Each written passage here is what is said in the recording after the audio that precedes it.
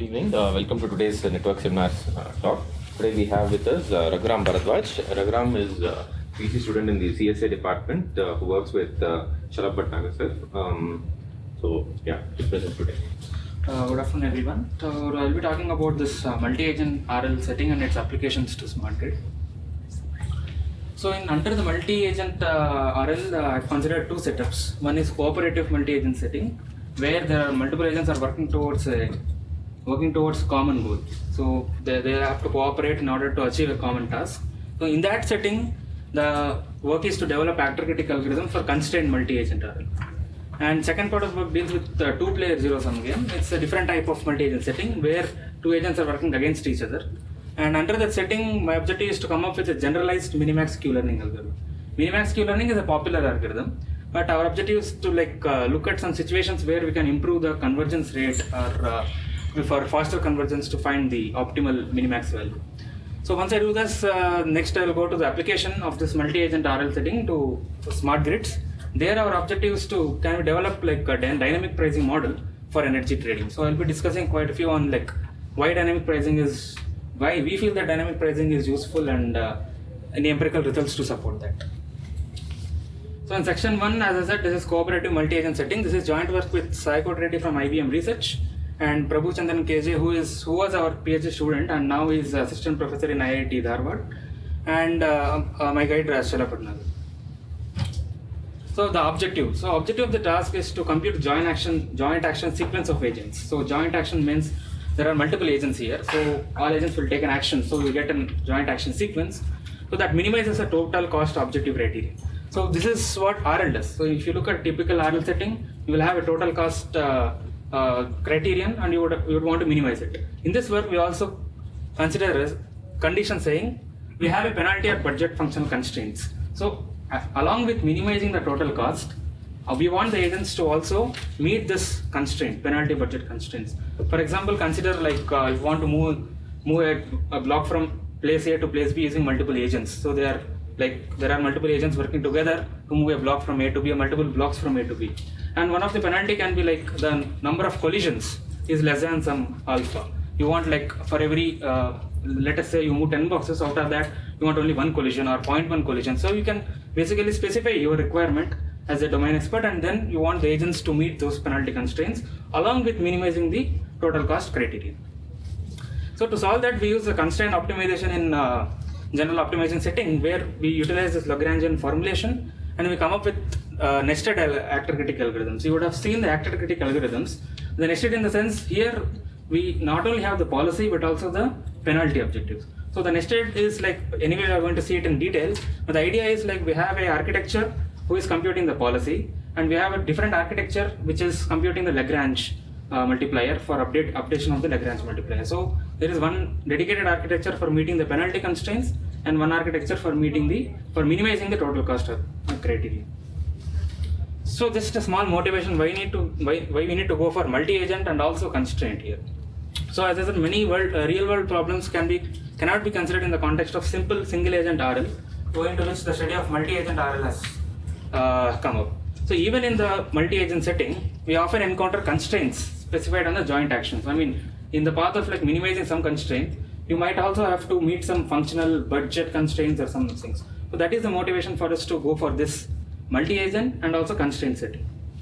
So as I discussed before, the goal of the agents is to obtain optimal joint action sequence that not only minimizes the long run objective function, but it should also meet the constraints that are specified in the system.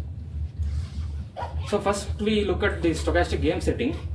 This is without constraints. So stochastic game is described by this table, where n is the number of agents in the system, and S stands for the number of states, the states that we have in the system, and A1 to AN are the actions of agent 1 to agent n, and T is specifically called probability transition matrix. So it's you are in a given state, actions take A1 to AN. What is the probability that next state is S dash? So that is a probability distribution over the states. Given we are in status, agents take action A1 to AN, the next state can be stochastic. You can move to multiple states. So this transition probability will say is a distribution that says what is the probability of going to state 1, state 2, so on to state n. And C is the cost. In general RL, you can maximize rewards or minimize cost. In this setting, we will look at minimizing the given cost formulation. And gamma is something called discount factor. So how much the future cost is important to us. So suppose you can have expectation over 0 to infinity.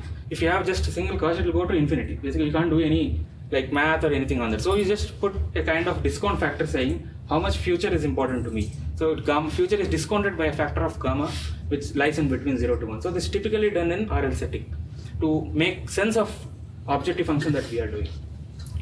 And then coming to this constraint setting, the objective of the agents is to learn a constrained optimal policy. We call it constrained optimal policy, which is given by pi 1 star to pi n star. The policy is basically saying I have a state and what is the action should, it is a mapping from state to action space. So given a state, pi 1 star says for the agent 1, what is the action that he has to take given that he has encountered the status. So that is called a policy for agents. So we want to find this joint constraint optimal policy that gives solution to the following. So this is like mathematical formulation of what we were discussing. So minimizing the expected total cost, because these are all stochastic quantities.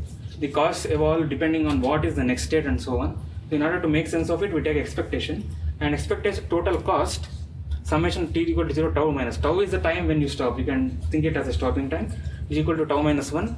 The costs are discounted. So suppose you are running at time 0, the next state is, you value it as gamma, and after 2 states you value it as gamma square, gamma cube and so on. So you have this cost where you have discounted the future by gamma factor, and C is like, as I said, is a cost function.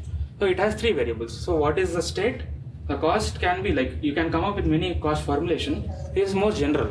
So this says your cost depends on what state you are currently in, what are the actions taken by the agents, and what is the next state. So this is how typically you minimize expected cost in a RL setting. In addition to that, as I said before, we have something called penalty cost. And not only it has to meet this cost, it has also satisfy this penalty constraints. So P stands for the penalty constraints. Same thing. You have expected total penalty should be less than alpha is something you prescribe. As a what is your objective? So depends on how much freedom that you want to give to the system in order to meet this constraint. So this is typically we do in optimization also. We immediately start constructing this Lagrange formulation, and just it's like f plus lambda times z. Here there is only single constraint, but in general you can consider many constraints like p1, p2, p3, so on, pn. So for simplicity I have written just one constraint here. So you just construct this Lagrange formulation, which is easy, not difficult, and you take L of pi comma lambda, where lambda is called Lagrange parameter. Yeah. This is cost of a single agent or everyone. So the system is like everyone are working towards common goals. So depending on actions of everyone, they get a common reward. So they have to optimize that common reward. So xt is a state vector. Yes, xt you can think of a state vector, or like it can be like xt1 to tn, or it can be single state which can be viewed by everyone. So there are like multiple paradigms where there is like partially observable and fully observable. So xt can be a single entity which is observed by everyone, or xt can be, as you said, like xt1 to xtn, where xt1 is observed only by first agent and xt2 is observed by second agent and so on. So this is generalization. You can have any level of granularity here from xt1 to xtn. This minimization, this is a system level minimization, right? Yes. Yes. As of now, it's not a game level, it is system level minimization. So we will see how we translate it to multiple levels of minimizations.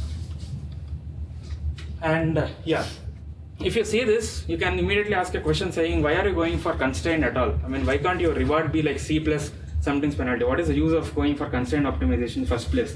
If I have some penalty, minimize, add it to the reward and minimize. The only issue, we do not know how much weight we have to give to that penalty. If we know, suppose, let us say in the collision problem I have discussed before, you are fine with one collision for every 10 time periods, let us say. Then how do you specify it? How do you model it in your reward function? What is the weight that you are going to give for the collision? That we not know. So that we want it to be we want system to automatically learn that in a sense. So this lambda parameter serves as that. We are also training the amount of penalty that we are going to give for the meeting the collision or something. So that is why this constraint setting is interesting. If we don't want any collision at all, just add it to your reward functions, give lambda to be 1 lakh or something. So you are basically saying, if you want to minimize the C plus 1 lakh times penalty, you don't want to meet the penalty at all. You don't want any collisions at all. So the system will naturally optimize it and you will get a solution such a way that there are no collisions. But what if you want different degrees of freedom? You want it to 0.1, 0.2, 0.31 and so on. So in order to learn those things, this kind of constraint setting will be very helpful. So that is the idea. So we take this Lagrangian function, and this we have already seen that if you optimize this max min sup of lambda and infimum of pi of Lagrangian, we get our optimal Lagrange parameters and pi star. So this is the architecture that I was talking about. If you already seen the actor critic, so the actor is responsible for improving the policy. So policy, as I said before, given a state, it should give what is the action that the agent should take. So it goes this way. If you want to talk in intuitive sense, then policy actor will keep on improving the policy, and it will give it to the critic saying, hey, this is my current policy. Critic will evaluate it using something called value function and say, this is your value function. And then again, it takes that feedback from critic and improves the policy. So this process goes on. Actor keeps on improving the policy, critics provides feedback of how good or bad that policy is, and this actor tries to improve. So this is one loop. This is generally like a popular algorithm in RL literature, where there is constant improve of policy and computing the value function at the same time.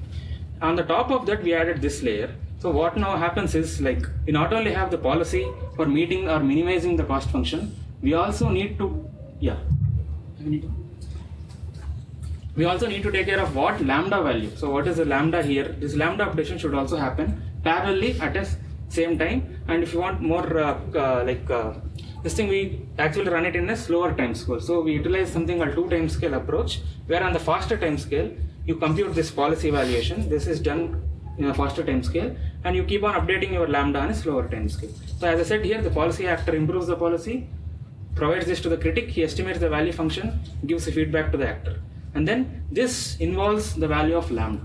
So here there is a penalty critic who estimates the penalty. He keeps track of how much penalty is happening in the system, how many collisions are happening in the system, and so on. And he gives the feedback to this penalty actor who improves this lambda value and provides it to the this inner loop. So that is why we are calling it as a nested actor critic architecture. And as I pointed out, So how do you make sense of that? Why are you interested in maximizing the lambda? The principle of duality, when we see it, so we want to minimize the dual gap, right? So just taking the basic optimization idea, something like we come up with it. So they say that if under fairly general assumptions, if you do this, you are going to recover the optimal policy as well as the optimal Lagrange parameter lambda star. When do you stop? How is stopping? I mean, we don't actually, like this stuff you were talking about, this stuff. So generally it is like we run for episodic tasks where the number of episodes are already fixed. So generally when you stop, it's like when you achieve some goal. For example, if you consider tasks like mountain car or something, the objective will be at the bottom of the mountain and your objective is to reach the top. The number of steps it takes can be random. So once it reaches the top of the mountain, you stop the experiment. But generally in the experiment that I did, the number of episodes are fixed. So the number of stuff is fixed. So coming to this, like how do you do this? So what I do is, like, I didn't consider any new algorithm or come up with any new algorithms. There are already some very good algorithms in literature. I won't say algorithms, but paradigms in the literature to solve this multi-agent setting. Those are called joint action learners, independent learners. And very recently, like a very popular paradigm has come, like centralized learning and decentralized execution. So these are the 3 different types of learning for multi-agent setting. I'll discuss each of them here. So joint action learners is simple. You can assume, like as I said here, every agent will compute the optimal policy of everyone. So you can think of it like having centralized controller who is computing as he was saying, there is centralized controller who is computing the policies of everyone. So he is responsible for doing all these computations in the single setting. So he does. So what is he going to do in detail? So but one caveat, if you can see here, the action space for the centralized controller is going to be Cartesian product of action spaces of all the agents. So if you can see, if the number of agents increases, this becomes very difficult to train because like your action space increases, and RL we typically need good exploration. So if you don't explore actions well enough, you are not going to converge to a good optimal policies. So this is a little bit issue in the when even we can see it in experiments that given a finite amount of iterations on finite amount of memory time, this JIL NAC is not going to compute that optimal action, and we can compare the quality of it at the end. But the idea is interesting here. So as I said, there are 4 modules here. actor, critic, and penalty actor and penalty critic. So the policy critic are trained by minimizing you would have seen in the neural neural network architectures, like you have the theta c and you want to minimize that MSC losses. And in RL it looks like this. Basically you want to minimize the value function for a given state xt. But what do you get? We get a sample. This is your state, this is your reward, and this is your action, and so on. So this says if you look at single state, suppose you got RT in the state xt, and this is going to be your approximate next state, RT plus gamma times VD of xt plus 1. And what is the current estimate in your system? It is V3 of xt. You want this both to be as close as possible. So you try to minimize this RT plus gamma times V theta c of xt plus 1 and V theta c of xt whole square, and you want your theta t such that this is minimized. And interesting point is, like, if you see here, R is generally in RL setting, you will just have the cost or reward which is sitting here, but along with that we also have C plus lambda times penalty value. So this lambda is like current Lagrange multiplier sitting in the system. And policy actors uses something called policy gradient, if you have seen. So this update is like not trivial. I mean, this derivation is not trivial in the policy gradient, but the update rule will look something like this. So these are the policy updates. So using this, like for example, you can take Boltzmann policy like e power or something. So these are the theta parameters for that. You train your theta parameters, and your pi of SC is estimated using any neural network or any linear function approximation of the policies also. And as I said before, there is addition. What is AT then? AT is action sequence. Yeah. Oh, this is the step size. Sorry. So these are two confusing examples. So this is the current step size. How much, like 0.01, 0.001. So that is how much step size that you are giving for this. Sorry? Is it random or you choose it in some norm? So in theory, you have some conditions that summation of AT is infinity, summation of AT square less than infinity. But in practice, what I do is I take it as a constant. I ran as a constant, small step size, and move it. Similarly, what inner critic was doing, outer network also does the same. So this estimates, so this, as I said before, this kind of estimates tracks what is the penalty happening in the system. So this is like penalty value. Here we are doing for Lagrange, entire Lagrange parameter value. Here we are running it for the penalty value and try to minimize the parameters. And finally, we keep on updating our lambdas in such a way. So suppose there is V theta P of xt is the like expected total penalty. If this is equal to alpha in the first stage itself, then there is nothing. I mean, you already met your constraint. There is no penalty in the system at all, and your lambda t is like whatever initial value you select. So this basically keeps track of whether you are meeting the constraints or not in such a way that, and this is responsible for training your network in such a way to meet the constraints, find the optimal policy in the system.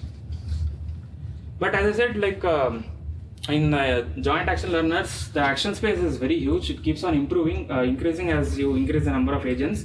So earlier we see full cooperation. That is kind of full cooperation, where there is centralized controller. Everyone are happy to give what actions they are choosing to the controller, and he decides everything. And so this is the other extreme. Independent. No one wants to share anything. Everyone wants to work on their own. They don't share. Like the state space is maybe can be seen by everyone. That's fine, but actions they do not share. So what happens is same updates happen, but every agent will have this new architecture. So every agent has this architecture and does it on its own, find its own policy, find its own Lagrange multipliers, and so on. So as I said here, each agent has its own nested actor architectures. So there are totally n nested actor architectures here, and each of the agents learn parameters separately, and each agent estimates its individual policy pi I. And each agent maintain its own network separately as well. But you can clearly see what is the issue with this non-stationarity. So let us say at time t, agent I is learning, and as reward, as I discussed before, reward is like depends on three things. xt, it also depends on actions of other agents. So suppose at time t, an agent sees an state x and takes an action A. He doesn't know what other ways have taken. He just takes an action A and he'll move to some other state, and he'll get, let us say, value r. Suppose you take t plus 100. Suppose again the same state is encountered, and again if he takes the same action, now the reward he is going to get can be extremely difficult, because other agents are also learning. Other agents are not giving him what actions they are choosing.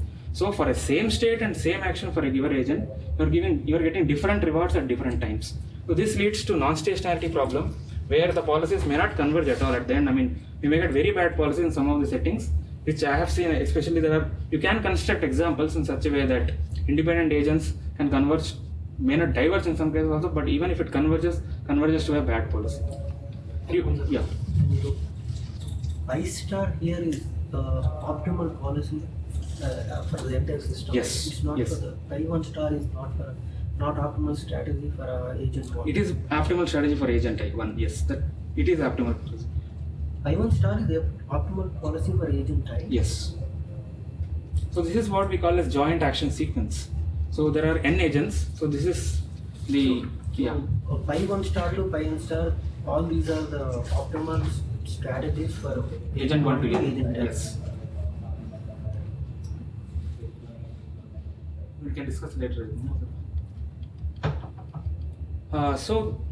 This is non-stationarity problem, but we have seen in the literature, like the papers have come in 2016 and 17, where on fairly difficult games, and I won't say difficult, but games like ping pong and stuff, they have used this independent actor-critic algorithms with neural network approximation, showed very good empirical results, in fact. So it's actually shown to be working. We don't have theoretical proofs of why this is working, but it seems to be giving decent performance, which we can also seen in my experiments also.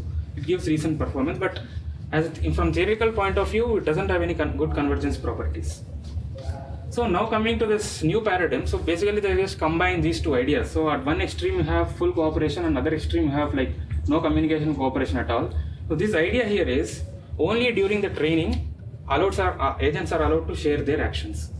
And during the execution, during the testing phase, they do not exchange their agents. So the idea, what they have seen is, the communication or cooperation is required only during the training. Once the training is done, agents can work on their own, because you have already found the optimal policies for each and every agent, and so they work on their own. So that is the idea. They call it centralized learning, decentralized execution.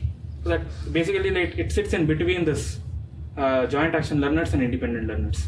So the idea here is, at the testing phase or during the execution, all you need is a policy actor, because this is the one is giving the policies for every agent. This says what action each agent should take. So there will be n policy actors for each agent. Yeah. Seems you are looking at a finite horizon problem. Non-stationarity is already there, right? No matter whether you know what others are doing. Even it is no. Even it is finite horizon, we are not including the time t here. So time t is not there in our phenomenon. Even like this is episodic task. You can say that gamma equal to 1, but stationarity problem is, non-stationarity is not there in the problem definition itself. That comes when you put Ct here. The non-stationarity in the finite horizon comes when you keep Ct, which says that the cost will also depend on the stage that you are in. But our formulation doesn't have that. So if you give a state, and if you give joint actions and the next state, the cost is fixed, even though it is finite. I mean, it's not finite horizon. As I said, experiments we did is where tau equal to is finite, but generally you can have tau to be anything. It can be a random quantity or something. So this pi stars, there exists a stationary pi star. Yes, these are stationary pi stars. So given a state, the action is fixed, and you won't see which time period you are in or so on. So this is like stationary policies. Yes.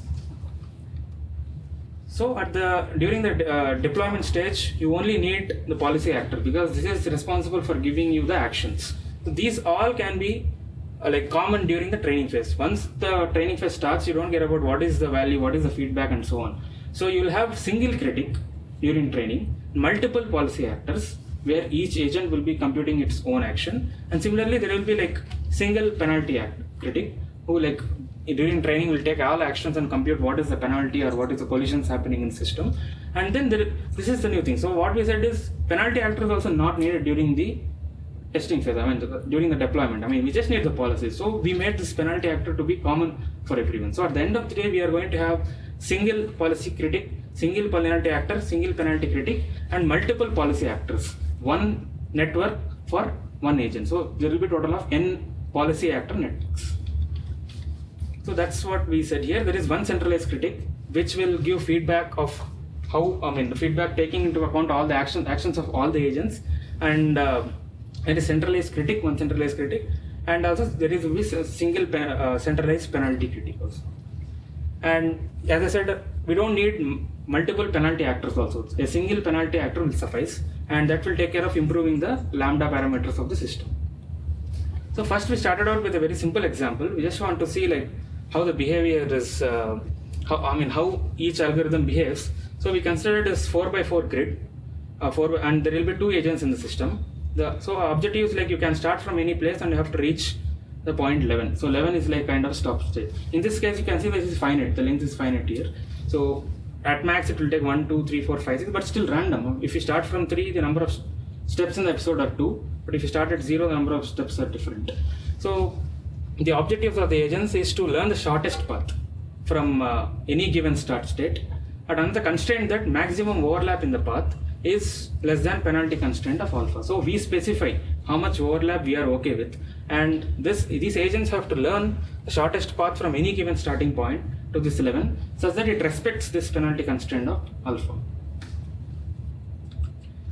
So this result may not be like very easy to interpret, but first you study across these columns. So alpha equal to 0.1, 0.3 and 0.5. 0.5, like we are allowing more freedom in a sense. So we are saying we are okay with 0.5 of penalty and so on. So if you can see, the cost decrease across the columns. So here we are allowing for more freedom in the system. So it will try to learn quicker path to the 11 so that there will be some overlap, but still the cost will be minimized here. So if you have alpha to be highest, which means you are allowing more degrees of freedom here, and so it learns the policy in such a way that this cost is minimum here. So for all the 3 agents, if you can see across the columns, the cost reduces.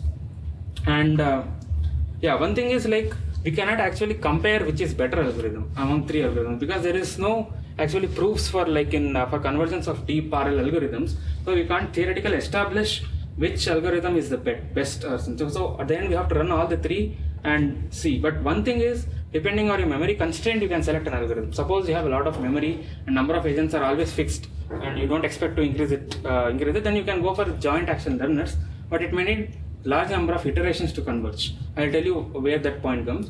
But suppose you say that you don't want to spend too much memory in the system and number of iterations are also finite, and you have multiple processes where each process is taken by one agent and they run parallelly. In such case, you can go for independent NAC, and this is in between. This is like during training you will have multiple actor critics, but at the end you will have only single policy actor which is taking the actions.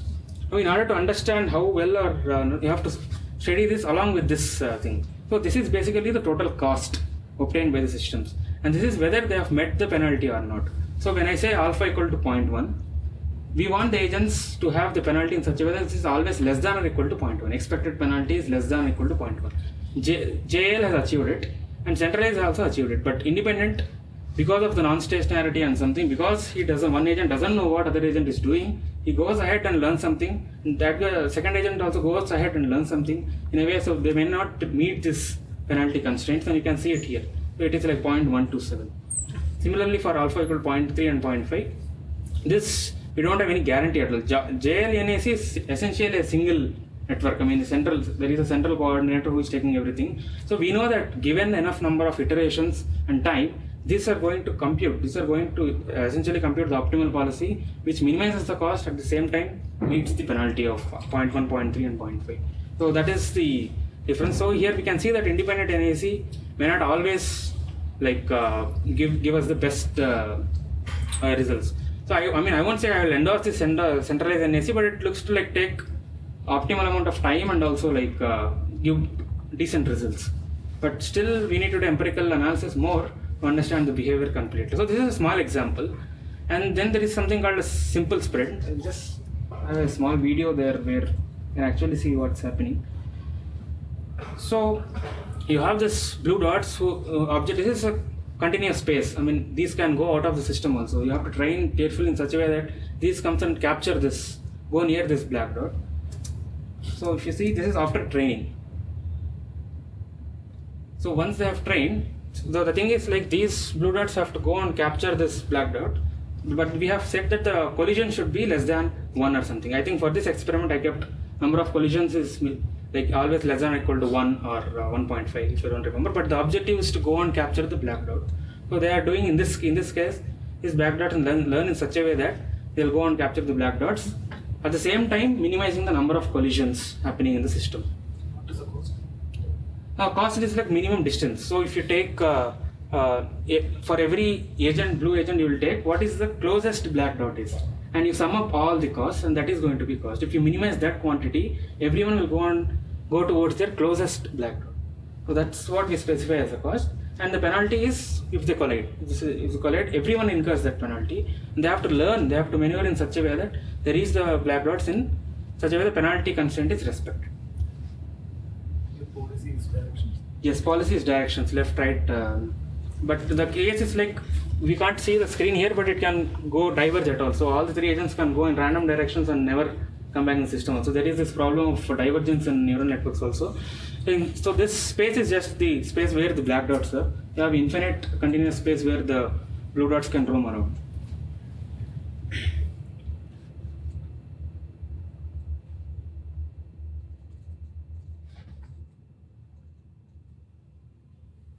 Yeah, so this is like a result we have obtained over this experiment. And same thing, I mean, we can't compare, basically say, okay, this is best and this is best. These are the results that are obtained, but one thing remain consistent is like, if you allow more freedom, if this is 0.1324. So basically it is taking more freedom. So it is not respecting constraint that well, but so the cost will be minimum for it. There's always this trade-off. If you give more freedom, like freedom in the sense if the penalty is more, then the cost will be less. So the same pattern you can observe here also. So that is the only analysis we can make, but we can't say which system is better, centralized or independent or NSA. So it requires only empirical analysis. You have to consider your requirements and run it and see which is working for your setup. So that was about the first section where we have considered this cooperative setting. And next, this work is in a two-player zero-sum games. So here, this is joint work with one of our PhD students, Chandramouli, and Professor Shalabh Bhatnagar. So here, the objective is to come up with a solution of two-player zero-sum games. So we utilize a technique called successive relaxation. So I'll discuss what is this thing. And what we show is under a special structure on the game. So if we have a structure on the game, we show that this facilitates faster computation of min-max value of the states.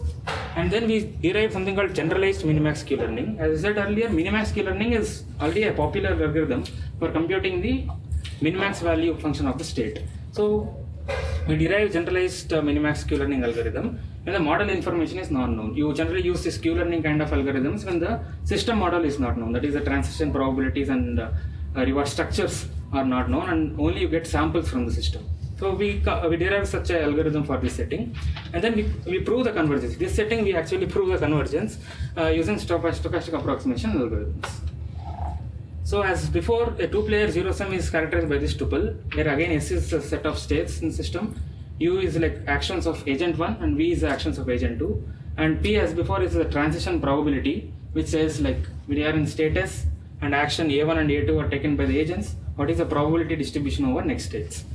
And R is the reward. I mean, the word reward may not be right here because one agent is maximizing and other agent is trying to minimize. So we can call whatever it is, like R is a value we can say of the system, and alpha is the discount factor. And again, as before, the goal of the agents here is to come up with policies pi1 and pi2. So this pi is like given a state, it will give a probability distribution over actions. It's like 0.1 times take point A1, 0.5 times take A2, and so on. So this is what we call as optimal policies, such that we are doing something. So this is like for agent 1, he wants to maximize his cost, but there is also agent 2 who is trying to minimize the system. So you get some formulation called min-max formulation, minimum over policies of agent 2, and you maximize your over A1. So min-max of A1, this is like over 0 to infinity this time, and you have expected cost of, this is a discount factor as before. And xt of u is what is the probability of taking action u by the agent A1, and yt of v is what is the probability of taking action v by agent 2. And this reward, as before, it's stationary again, it's not, it depends on the t, it's just r of uniformly.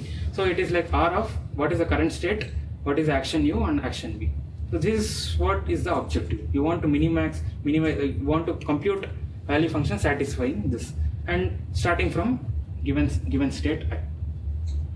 So this is a little bit difficult to interpret, so we try to write it in the RL formulation. So what we basically do is we split it up. We say at the current state we have r of st comma u plus value function of the next state. That is what we generally do in RL setting also. So we just say q equal to r plus alpha times this times probability times g of j, and we come up with an operator called val. So it's like basically a proxy for saying minimax value function of q of j. So this starting from state I, this total cost is called as j of I, and the claim is j of I satisfies this equation, value of q of I, where q of I is r plus alpha times summation of probability times j of j. This is typically called Bellman equation if you have seen in RL setting. Similarly, we have this setting. In RL, in MDP, you generally have max of, but instead of that, we will have min max of it, which we call a val of A. So val of A is min of I, max of x, x transpose A y. So this is basically doing this operation. X transpose A will basically do xt yt summation over summation of equal to 1 to n, v to 1, xt, yt and r is basically done by this operation val of A.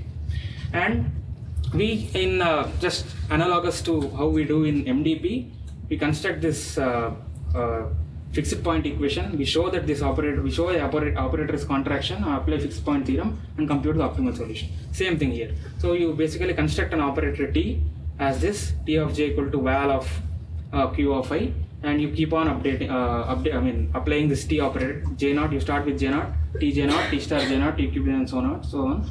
And the theory says that you basically going to converge to a point where j equal to tj. So same thing happens in the two-player zero-sum setting also. So what did we do is, we will come to this later. So we defined a modified operator called TW. TW j of I equal to, it looks like this. For now, let us assume that TW is a contraction and it has a unique fixed point. You can easily observe that fixed point of T are also fixed point of TW. For example, if Tj equal to J, W times Tj is J, Wj plus 1 minus Wj, which is J. So you, and vice versa also, if you have Twj of J equal to J, and you can actually see that Tj turns out to be J. So this is a different operator, and when you, if it is contraction and has a unique fixed point, you can apply the same concepts that you apply Tw repeatedly, and you obtain a point J, which is a fixed point of not only Tw but also T. We want the fixed point of T, but we do this operation and we obtain J. Now what is the advantage? The advantage is we show that this, under a special structure, this operation computes this J star faster. So that is the point here. So why do we need W star and we want W is because of contraction. This TWJ may not be contraction always. So we need requirements on this W in such a way that this satisfies this. If you choose your W in such a way that 0 less than W star, then we actually show that TW is a contraction, unique fixed point, and by doing the fixed point theorem, you actually show that you obtain the fixed point of the T itself. So these are theoretical results. I won't give the proofs for it, it's there in the paper, but the idea is TW is a contraction operator. With contraction is 1 minus W plus W alpha. So why do we need that is small idea is this proof actually uses the non-negativity of, we want this 1 minus W plus W alpha P to be greater than or equal to 0. If you solve it, essentially we are going to get this. So because there's nothing like it is coming from somewhere, it's just like this proof of showing the contraction factor uses the non-negativity of 1 minus W plus W times alpha P, and hence we end up with W less than or equal to W star.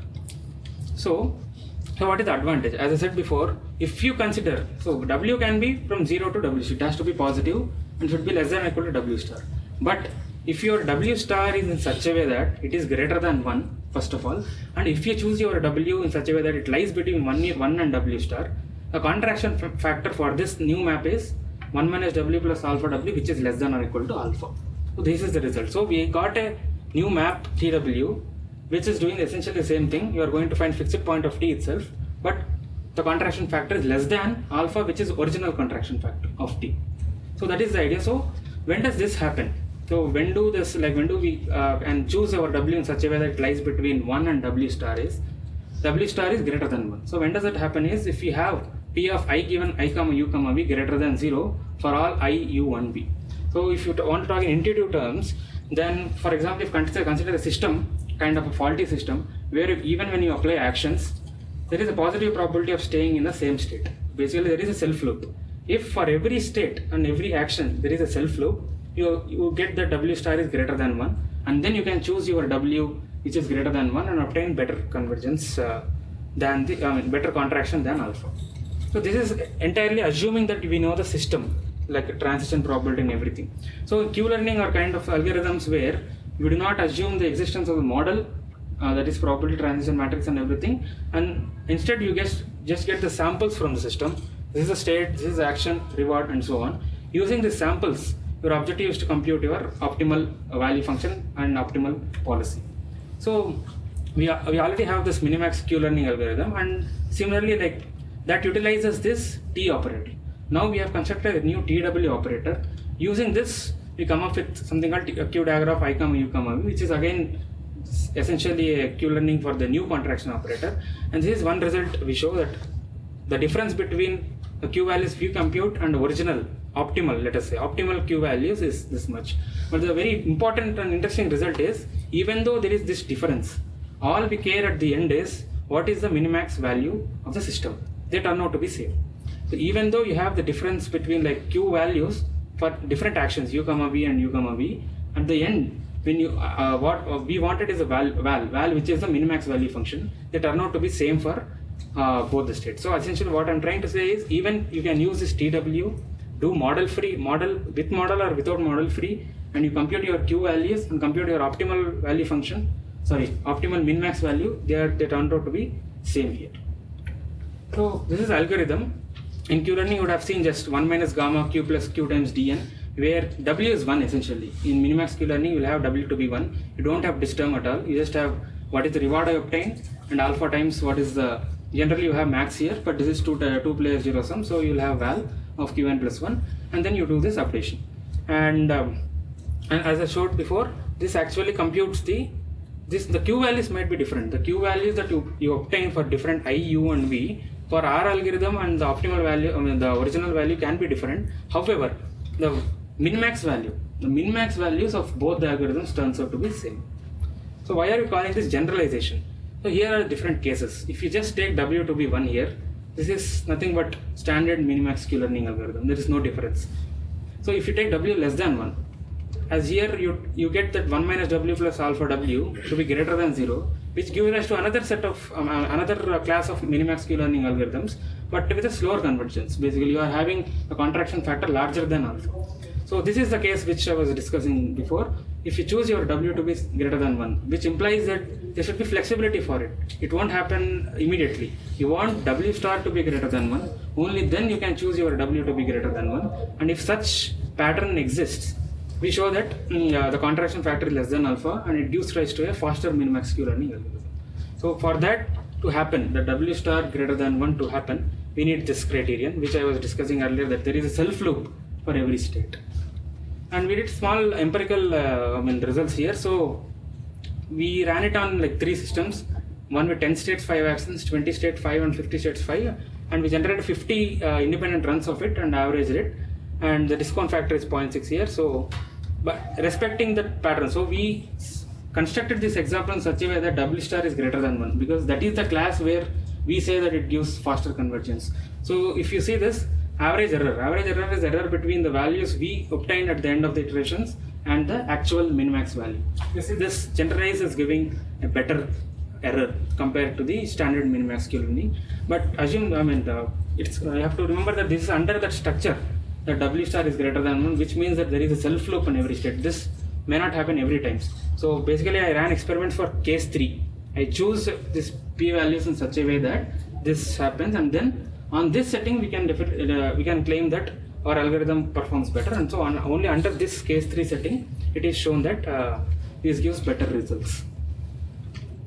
So you might ask, why did I run for 100 states and 100 actions and so on? So that is basically very difficult. If you see here, even for 50 states, this error is not okay in general. You can compare it, but the amount of exploration we do and stuff is very difficult. So the idea is can we incorporate this function approximation architecture?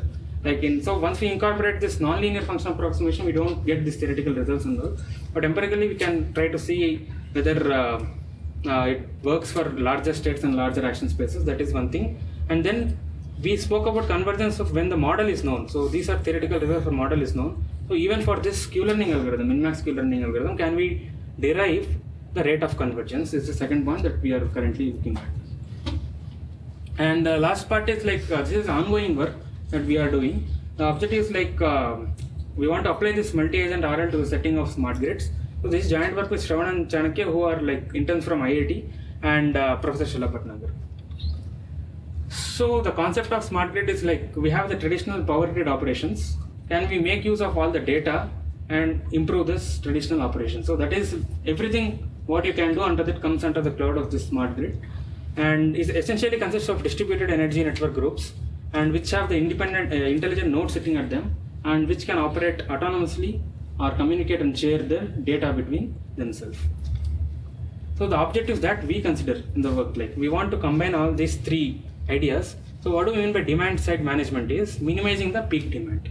So we will come to this is very interesting, which we call as activities of daily life and something like that. We will see that.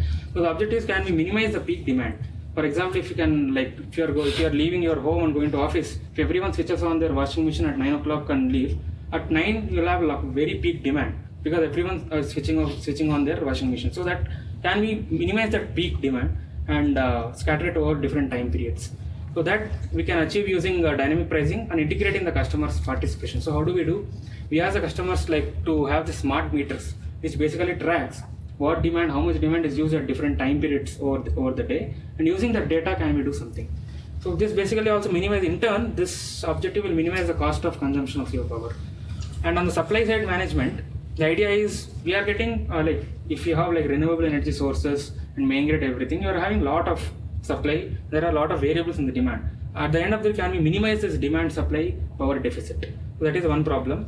This in turn minimizes the use of fossil fuels, because if you use like make intelligent use of your renewable resources, it can probably reduce the, I can't actually prove this. Yeah, this is going to minimize it, but the hope is like if you can intelligently make use of renewable resources, the advantage we can gain is like we can minimize the use of fossil fuels here. And dynamic pricing. The dynamic pricing is like, so I'll come to the structure where there will be multiple microgrids in the system and they will be taking decisions. Now, the prices at which these microgrids can trade among themselves is always dictated by the main grid. He'll say this is the price at this time period and so on. So can we make this autonomy less? So basically we want this microgrids to select prices according to their convenience. So convenience in RL architecture is state. So looking at state, can it takes a decision in such a way that it minimizes the basically it minimizes the autonomy for selecting the prices. And this I am not pretty sure. I mean, we are just working it. I hope that it induces more cooperation among microgrids, but I don't have empirical results to support this point. That the idea is like if we are allowing dynamic pricing, I expect or I hope that the microgrids will cooperate more among themselves, which will increase the cooperation. But right now I don't have results to prove that this actually is increasing the cooperation among microgrids. So as I said before, the microgrids are some entities like a group of network agents. It consists of renewable energy sources, so like solar power or anything, wind, and it has a battery storage where it can store the power being generated, and its aim is to provide energy to small areas. So if you consider the Indian setting, you'll have a main grid sitting in some city, and you set up microgrids in villages, and you have a communication line for main grid also, and each microgrid is like will be serving a dedicated amount of customers depending on the energy, renewable energy that it is generating and amount of energy it can store in its battery. So it serves like power to the dedicated small areas, and it is seen as an important alternative to conventional scheme where large power generally needs to be transmitted over very long distances. And these can operate in island mode where like they won't actually trade with any other microgrids, or they can cooperate with other microgrids and do the cooperation among themselves. So what we do in this setting is like we construct a multi-agent RL framework that addresses all the problems that we discussed before. Supply side management, where you want dynamic pricing, you want battery scheduling, that is like so you generate some renewable energy, you don't want to immediately sell it or use it or anything. Some amount of energy you might want to store in your batteries for further usage. So battery scheduling, as well as demand side management of scheduling ADL jobs. So this is something called activities of daily life, which as I discussed before, it will come later also, like I discuss more about this ADL jobs. And we don't come up with a new algorithm in this setting, we just use all the traditional DQN algorithms, because the state space is extremely huge here.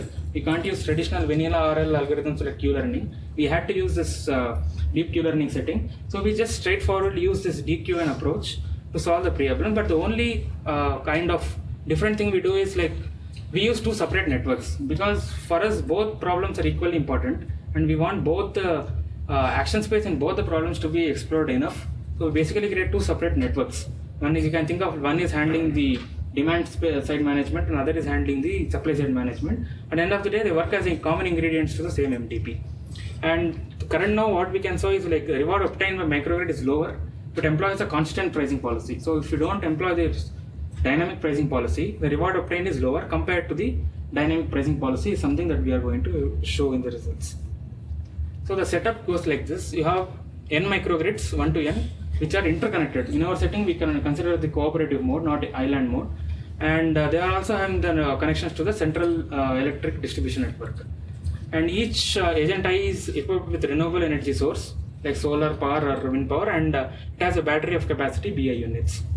At every time instant t, each microgrid will get its demand from its dedicated customers. So each microgrid will be serving a group of customers, and it gets its demand. And this is what I was talking from a long time. This like activities of daily living. I think this is a typo. It is called activities of daily living. So the idea here is, as I said before, like before, suppose you are leaving to office and you switch on your washing machine at 9 o'clock and leave. All you want is, by the time you come home, your clothes should be ready. It doesn't matter when the washing machine ran. Suppose your washing machine needs to run for 3 hours. It can run for 1 hour from 9 to 10, 1 hour from 12 to 1, and 1 hour from 3 to 4, let us say. But by the time you come home, they should be ready. So if we can do that, can the microgrid take the pattern from all customers and try to schedule the jobs in such a way that the peak demand is mitigated? So that is the idea. So these are some of the demands where there is flexibility. You don't want your washing machine to get completed at 12, because you are going to come home at 5, let us say, then you want your clothes ready by 5. So that is the concept. Can we have the demands which can be time flexible, which have flexibility in times? So these jobs are specified like this. Along with the number of units, you also give something called time buffer. You say, so suppose your day is divided into, like, every 1 hour is a time frame, or one decision time. So you are saying within 4 decision times I want it. Suppose it is 9 to 5, you are giving like 8 hours flexibility. So along with number of units that is required, which is measured by the smart meter. Smart meter actually measures how much demand is needed for running this washing machine. Along with that, you also specify what is the time buffer that you are ready to give for this particular job. So these jobs are called activities of daily living jobs. So this is how we are, we look at this setup. So these are the microgrid. This is the main grid, and this is the distribution network. And this is microgrids here, M1, M2 and M3, and they are serving to dedicated customers. So these are the customers, let us say. Our objective is to put a controller here, so where like we train our algorithms, RL setup and everything, and this makes intelligent decisions of how to use power, how to optimally make use of the power generated, like and usage. So this is what we don't, at this time we don't care about, like we are not concerned with how this power is transmitted or distributed to the local customers. Our objective is to train this controller C1, C2 and C3. So what are the decisions that microgrid I should take? As discussed before, amount of energy it needs to buy or sell. So depending on like demand and everything, it may decide to buy. It can also, even if there is no demand, it may buy and store it in the batteries. So each microgrid will decide like whether to buy or demand and how much to buy. Second thing is the subset of ADL jobs. As I was discussing before, at each time period, it need not fulfill every ADL job. It can either decide to schedule, let us say, okay, let us wait, we'll schedule this ADL job later. So that is one decision it can take. And this is the dynamic pricing thing that I was talking about. Sellers will get to decide the price PI per unit. But this price cannot be any arbitrary. It has to be less than the grid price, because otherwise it doesn't make any sense. Because the grid price is something like 20, and the action space for the price can't be like 21, 22 and so on, because the main price is of 20, you can't go above that. So you basically allow anything less than 20, and even you don't go very far in the left extreme also. So let us say GP minus K, K is some constant. So the working action space for the seller is like GP minus K to GP, where GP is the grid price. So in that buffer, it can decide the price to sell. So why should it do it? We will come to the reward. Once you look at the reward, you will get what is the incentive for the microgrids to reduce their prices. So as I said before, we are formulating the stochastic game. The game might not be very clear here, but in the next slide, we will see why it turns out to be a kind of a game setup. So we have this ingredients of SA and PR, and we divide a day into T decision time units. It can be every 2 hours, every 3 hours, every 1 hour or 15 minutes, whatever it is, depending on the granularity. And state at time T is, we decided to be as follows, is T, ND, P and J. If you can observe, there is T also sitting in this state framework, but I'll come to this later. But ND is the net demand. So at the time period T, you have like for the microgrid, you get renewable energy and there is energy in the battery. So this is the energy that microgrid has currently, and D is the demand. So the difference is the net demand that microgrid is having at microgrid I is having at time T. And PT is the price decided by the main grid. It has nothing to do with this grid. So it's like main grid decides this is the price of transaction at that time period. It can be constant over day or it can change anything. And J of T is the set of ADL jobs. So these jobs, as I specified before, this will be of this form, AI and FI. And the reason that we are having T here is we believe that this is not enough for making an optimal action. Let's looking at this configuration, net demand, price and ADL jobs.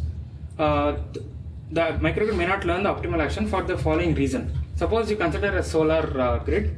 During the morning, if it is having some net grid and something, it knows that it is going to generate more power in the afternoon and takes some action. Maybe it decides to sell more power because given on a fairly good sunny day, it knows that it is going to generate more power in the afternoon and so on. But the same solar microgrid during the evening, let us say like in the evening time, it can't take the same action for the same configuration, the same demand, because it's not going to generate more power in the evening. So we felt that the decision time, the decision changes according to what time of the day it is and how it is. So we thought that including the T will give more freedom for the microgrid to make better actions, to take better actions. And so this is our net demand. And yeah, this is, I'll go through this quickly because this is the important point here. And actions, as I said before, each microgrid needs to make two decisions. VUI pertains to non-ADL demand. Sorry, it pertains to like how much power it has to buy or sell, basically. And VI pertains to what are the subset of ADL jobs it needs to schedule a time period. Additionally, each seller will also get to decide the price at which it wants to sell the power. And the goal is maximizing the profit, or alternatively minimizing the total cost involved in the system for every microgrid I. And this is going to be our single stage reward. This first term is the profit or loss incurred, price into number of units. And second is basically we are penalizing if it doesn't meet the non-ADL demand.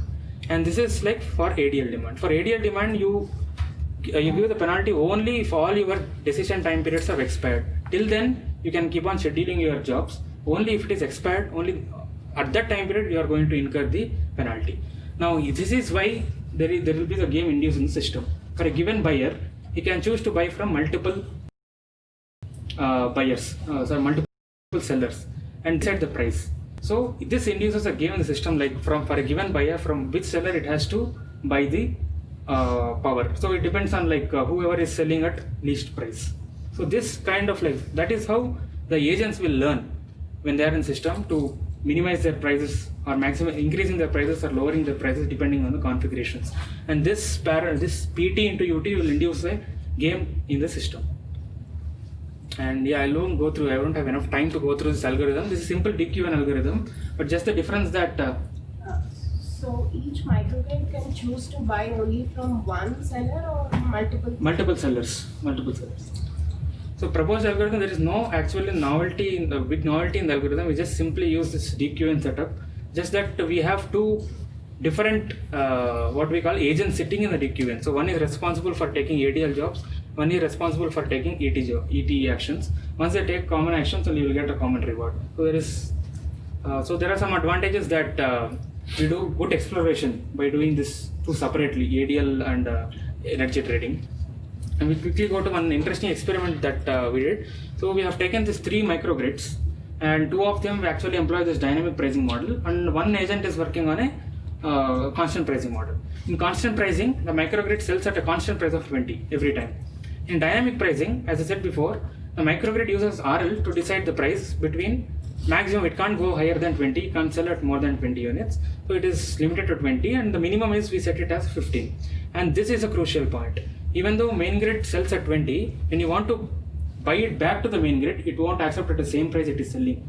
Main grid will always accept the power when it is buying at a lower cost, which is like 15. So that is how we got this 15 to 20. So this is like buyback price of the main grid is always set to 15. So this is the result that we got. like if you see this random is just to at least make sure that whether there is some intelligent learning or not. So just to establish a baseline, and then we have this constant pricing, and then there is dynamic pricing, and we can see that dynamic pricing policy is actually giving more profits. I won't say profit because this is not right representation of profit. This is just for training your model, and rewards are not representation of profits. So you can see the dynamic pricing policy is giving higher rewards compared to constant pricing, and obviously the random exploration. So why I was saying this is interesting is, if you think this constant pricing is selling at 20 and dynamic pricing always selling less than 20, even then this dynamic pricing is getting more profit. The reason for this is, consider the scenario where there is a buyer who wants to buy power, and the constant grid always decides the price to be 20, and this dynamic pricing will decide, let us say it actually learned to be quoted 19. Then what happens is buyer actually buys from the dynamic pricing grid, and this constant pricing model is like forced to sell it back to the main grid, and he is selling at price of 15. So in that way, even though he is quoting 20 and he is quoting 19, these dynamic agents, two of them will form a kind of coalition where they always buy and sell among themselves, and the third constant grid has no option but to sell it back to the main grid at a discounted price of 15. And that's why he is like getting less profits than dynamic pricing. At first instant, this may not be clear because we think that constant pricing model is selling at 20 should get more profits because the cost is higher. But in the such scenarios, these two dynamic models actually form a coalition, and they do all the energy trading among themselves, leaving this constant pricing isolated, who will be forced to sell it back to the main grid at a lower price of 15. And in this setting, we ran 8 microgrids using constant policy and all using dynamic policies, and we actually see that out of 8, 6 of them perform well using dynamic pricing model, and 2 of them perform better using constant pricing model. Yeah. Agents which follow are generally performing better. Generally, in this example, there are 6 out of 8, and it is seen that 67% of energy transaction happen among themselves, and therefore there is like promotes the cooperation among them. And we do not claim anything here. I mean, I am not saying like we have to still check whether this actually improves more cooperation among the agents, but this is what we have seen for the dynamic pricing agents. And then the improvement is we would like to do a kind of auction mechanism where buyers also come into picture. They can also bid their prices to buy the power. So that is, and these are from these papers, and thank you.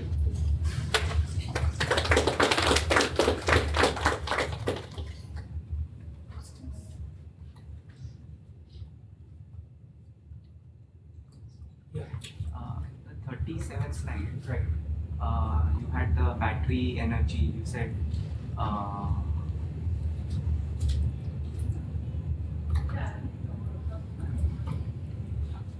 you have defined net demand.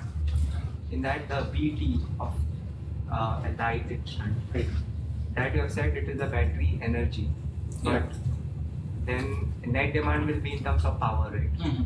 So the battery energy may be something different than the battery power.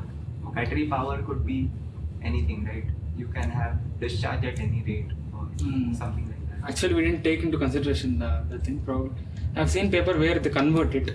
Basically, you multiply it with the charging and discharging power, but we did not do it in this case. So that is the only thing. Yeah, I mean, Because we need to maintain the battery levels, but then we can have a different discharging or charging rate. agree with you. We didn't take that into consideration right now. So probably when we deploy it more practical in cells, then I think we have to take care of all those things. Thanks. Also, depending on the battery level, your charging rate will depend on that also. Okay. Yeah, thank you.